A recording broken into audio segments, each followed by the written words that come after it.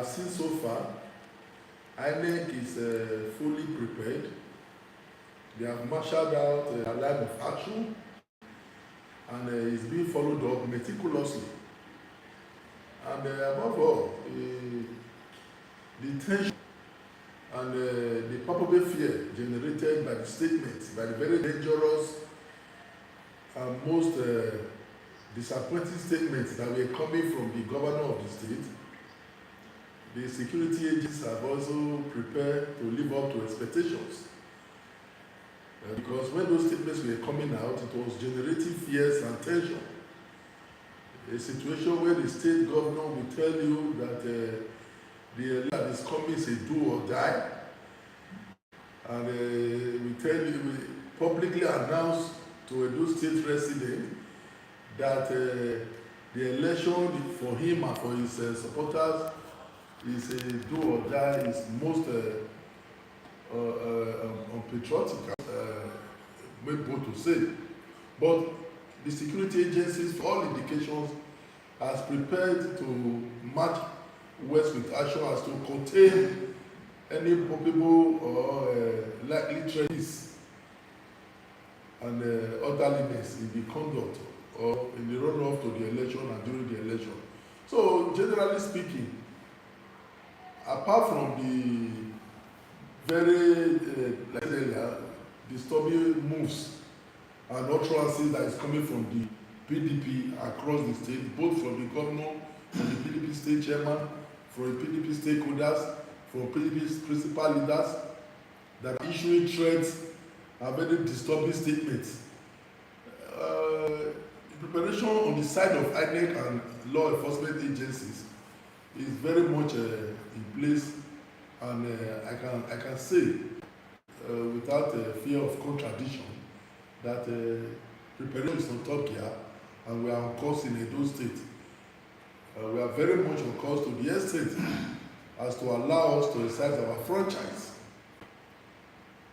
It's only when there is a probable movement towards manipulation and unfair treatment that the governor is meting out to some of opposition members, like not allowing opposition to erect billboards, not allowing opposition to mount or paste posters. These things are just threats to peace and peaceful conduct of the election. But to sum it all up and answer your question in a straight line, is to say that preparation so far is on top gear and things are well in order.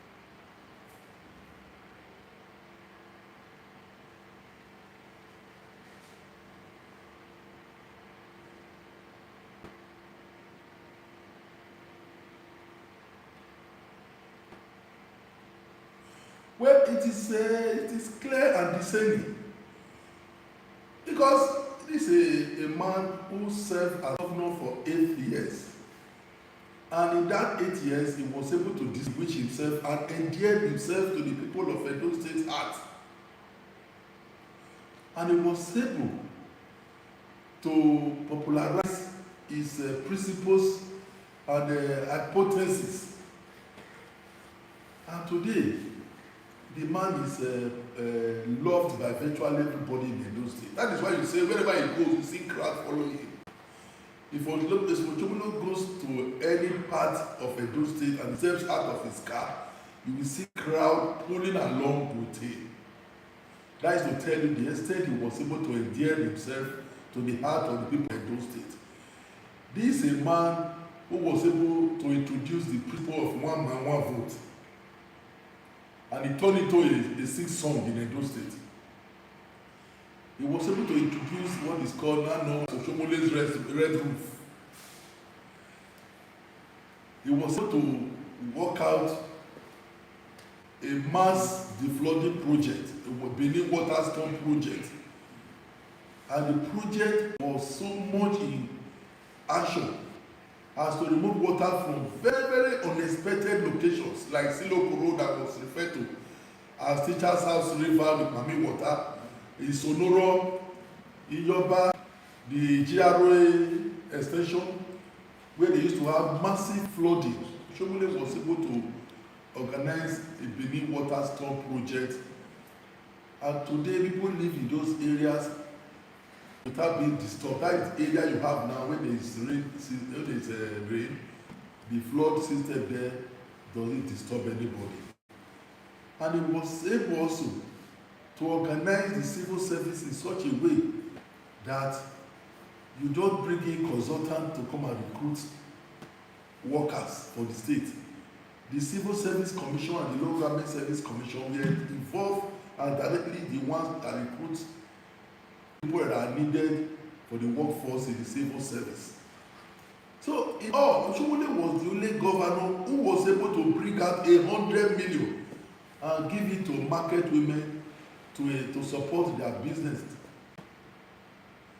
Oshomole has been able to follow the footsteps of Ambrose Ali and Dr. Ese Ogbemudia. Today, go to Edo North, he gave them a university, unprecedented, he gave them a university. Oshomole gave us a university in Benin. The second university in Benin was to be in the Kadolo, University of Education. So Oshomole has brought value. In summary, I will say Oshomole has value to our campaign any day, any time, because it's a man that is so loved by the people of Edo State. You and I know that Oshomole is a phenomenon, a very positive phenomenon in Edo State politics. Nobody can dispute that fact because it's incontrovertible.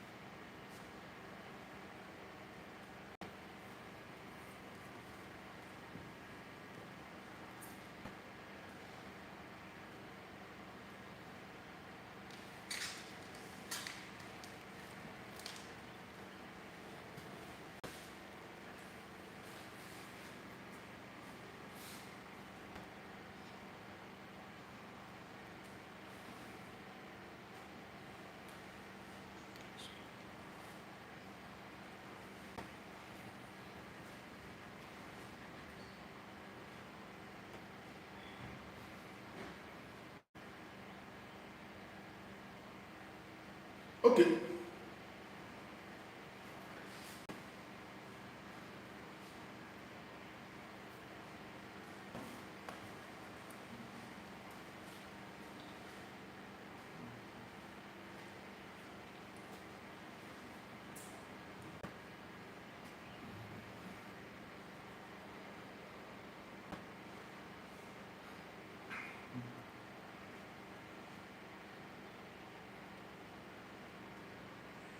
Now, please, can I just let me just chip in a word? Can I?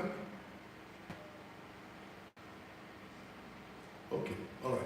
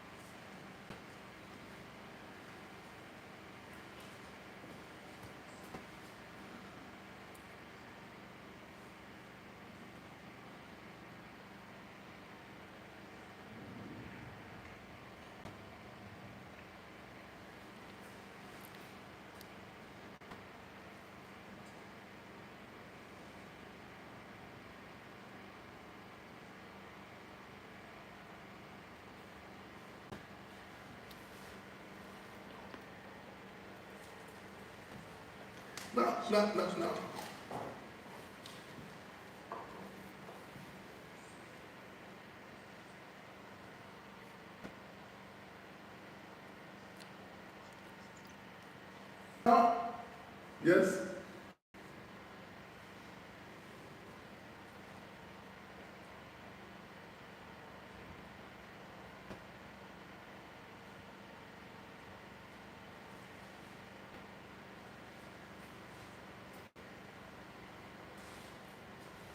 My brother, can I just say a word or two?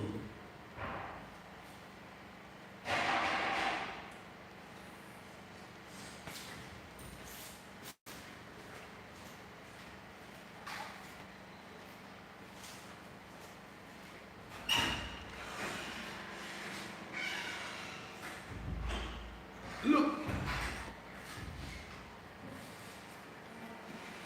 Now, hello, hearing me? Now, let me clear a point here. Distinguished Senator Pebolo and his only mate, Right Honorable Dennis Idahosa, are people who have distinguished themselves already.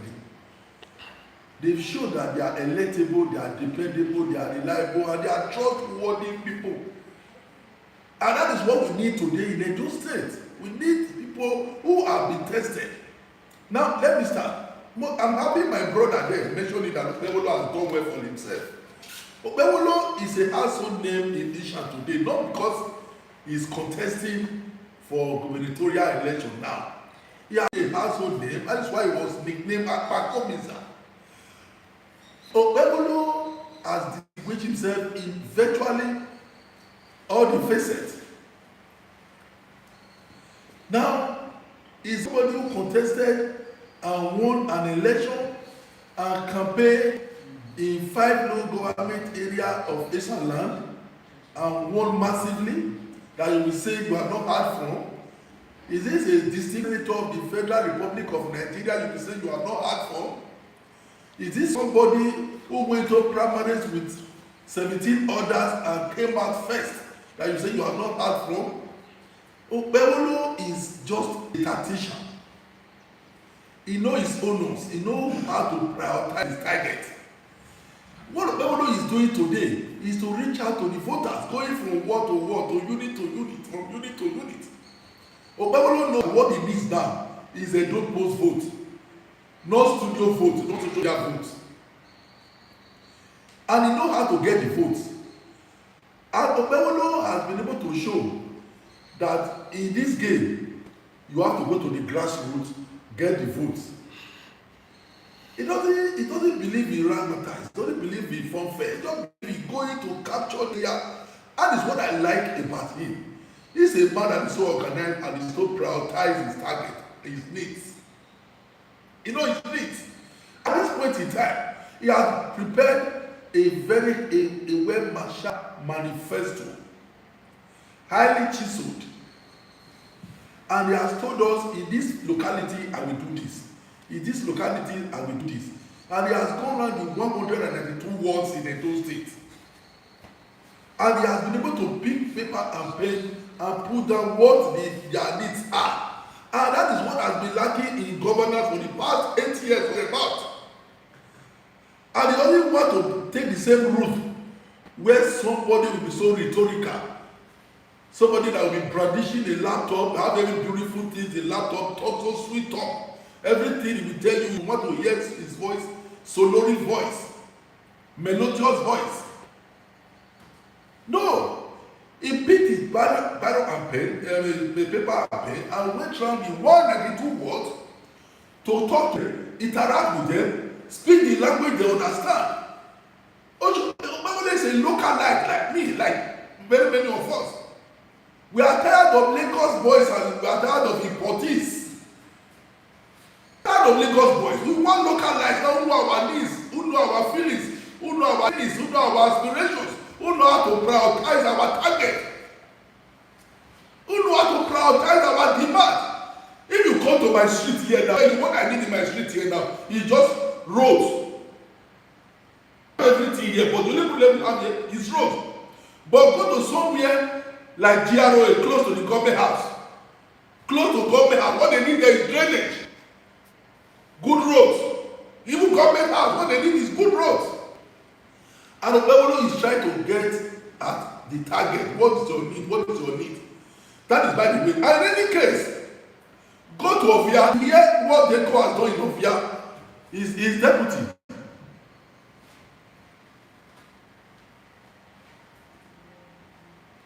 Thank you.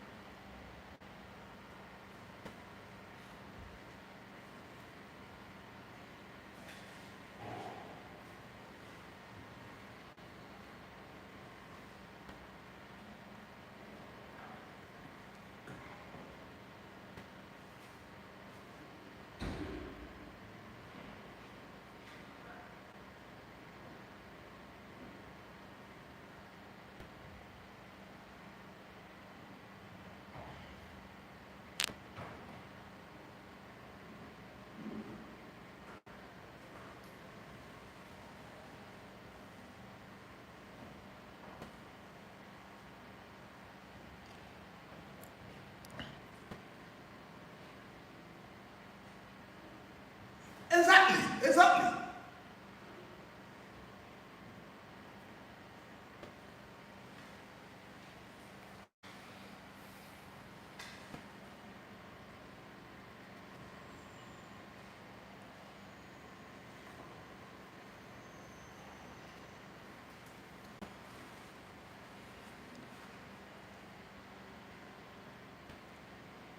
But the speech very clearly, Ali was making it.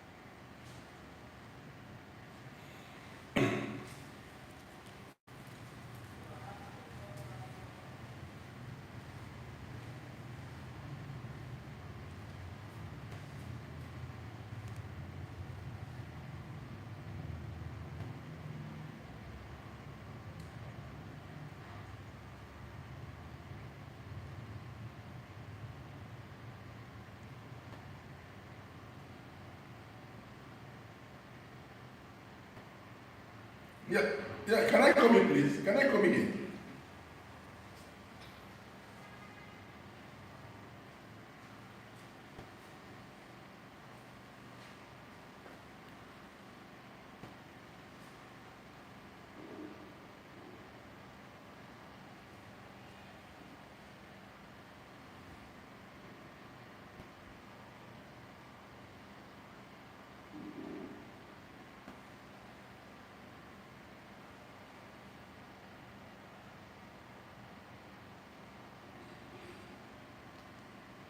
Hello? Hello? Can I come in? Hello? Yeah, yeah. Now let us look at it this way. The first question is, or let me quickly just say what in reply to what my brother said. The chances of APC is not just bright for the fun of it. It's not politics. If you look at it, 90% of all the political gladiators are all sitting or have teamed up with Modo of the APC for very obvious reasons. The governor has vulcanized the PDP, he has backed the PDP by creating so much crisis. So everybody is thinking of APC. Labour was a factor in the last general election, like he said, because of the obedient movement. Obedient factor has been so deflated to the extent that there is no subsisting executive or Labour Party in Edo State as we speak, and it is ditto to all the local government and world level. Now, the same Labour movement that was a factor was only a factor in the South and predominantly in the metropolis of the Oredo and local government. But like rightly said, there is general consensus that the governorship ticket should be ceded to the Egor Central people. And that was the consensus that was violated by the Labour Party. Olubide Akpata is from the same local government with the outgoing governor. So you cannot be governor from the same local government with the outgoing governor. That is most unfair, that is not equitable, and that is very, very unjust. So that alone finished Labour Party in Edo State. If you watch the kind of movement they have, the kind of crowd they used to pull in the last local government election, they don't have it now. So they have manifestly defeated themselves before the election. On the other hand, I want to tell you, they did say that show me your friend, I will tell you who you are. We keep talking about Shomole because Shomole is sweet to be associated with. It's an achiever. And Ombebolo himself has shown that by association, he will do well because he's people of goodwill. On the other hand, the PDP candidate is having a problem because he's carrying a baggage of terrible setbacks as orchestrated by Govt Obaseki, the outgoing governor. Obaseki has performed so poorly in valid all the sectors. He has ruined the economy when he came to Edo State, before he took over Edo State as governor. Edo State will have just less than 60 billion debt. But today Edo State is indebted to the tune of 100 billion. That is appalling. He brought bogus projects that you cannot execute, but they are very beautiful on the laptop, very beautiful on the PowerPoint, but they are not on ground. I will give you 5 projects. He probably the people of Edo was going to give them airport in Auchi. And he brought in a consultant and he paid the consultant billions of naira. Today there is no airport. He told the people of Edo South was going to give them cassava farm in Sobe, and he put in close to 30 billion to that project. Today there is no cassava farm taken over by winds. He told us he was doing Edo best. He told us to be Edo worst. That today you have less than just 3 teachers. There is no school that have more than 3 teachers. And then you go to primary schools, you go to secondary school, no seat, no roof. No teachers, and you brandish and you are celebrating. Don't pay what are you celebrating? Then you go to health center. Today in the whole of Edo State Health Management Board, we have less than 10 doctors in the whole of Edo State. To the end that you go to any street in Edo State, you see hospitals, private hospitals. So you go Obaseki has performed so poorly that nobody wants to associate with him. And I keep restating it. Is it not a fight with virtually all the stakeholders in Edo State? He will fight the traditional institution as presented by the Oba of Benin. He will fight the Christian community. He will fight the political class. He will fight the judiciary. is at war with virtually everybody, every sector that have a stake in the Edo project. So Odaro is his special advisor. Odaro of Odaro is his special advisor and his economic coordinator. So to the extent that everything that is being done by Obaseki is purely extracted from the advice of Aiswe Ighodalo. Now come personally bring Okpebholo and Ighodalo. Why APC will win this election? Ighodalo has been chairman of, is it Stanbic Bank? The whole of Edo Central, there is no Stanbic Bank. That is where he is from. Before he started showing interest in the gubernatorial election, ask him when last did he visit his place, his village. He was in Nigeria Bureau. What did he do in Edo State? He has been the director of this, chairman of this. How does he impact on the lives of Edo State residents? How does he impact on the life of Isha people? How does he impact on the life of the people that are in Edo State? All the people has been holding all over Nigeria, all over the world. So you see that you can't compare them. They are not comparable.